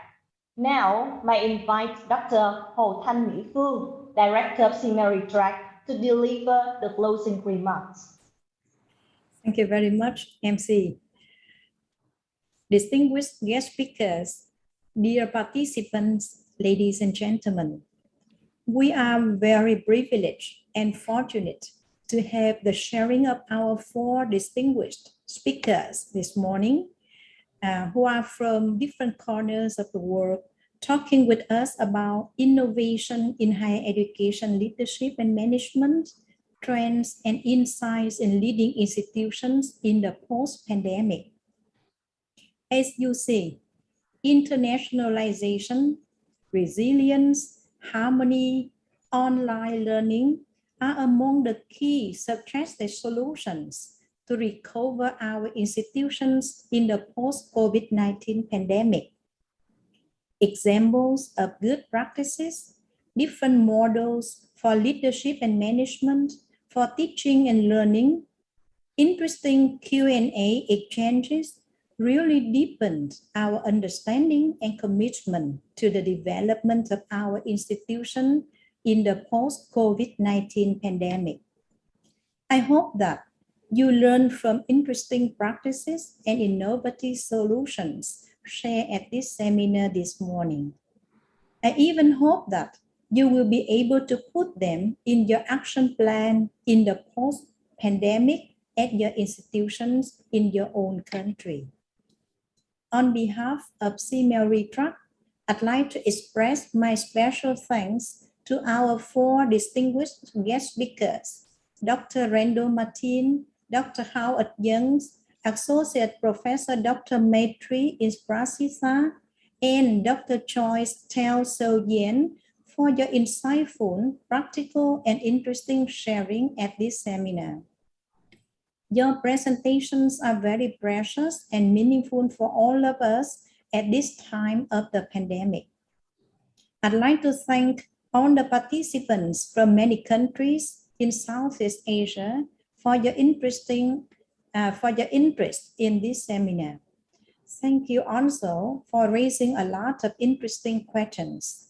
I hope that you will go back your institution with some new ideas which you can obtain from this seminar. Finally, I'd like to thank SEAMEO Track's officers and staffs for the commitment and hard work that you put into the preparation for this regional seminar. Before saying goodbye to all of you, I'd like to wish all of you good health, happiness, and success.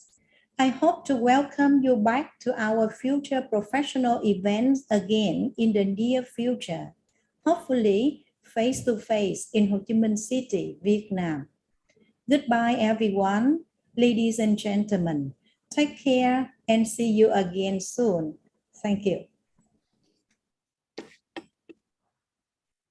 And thank you very much for all the distinguished speakers and participants. Your attendance and contribution have contributed to the success of our event. Thank you for your support. And ladies and gentlemen, before saying goodbye, please do not forget to help us complete the evaluation and certificate validation form by scanning the QR code or by clicking on a link sent by SEAMEO Track staff in the chat box. Your feedback will help us to improve the quality of our future activities. The deadline to fill in the evaluation and certificate validation form for participants both joining on Zoom and on YouTube is by 1 p.m. Vietnamese time today. And please ensure the spelling of your full name and email address before submitting the form to us, as we use a system to generate the certificate of participation according to your provided information. We are sorry for not being able to fix the certificate after sending it. Please check your email for any updates from us. And Certificate of participation will be sent to you by email within 1 month.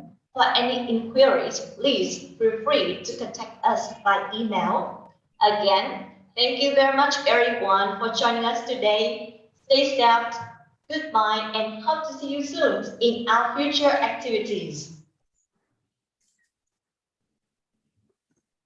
Thank you so much and goodbye. Thank you.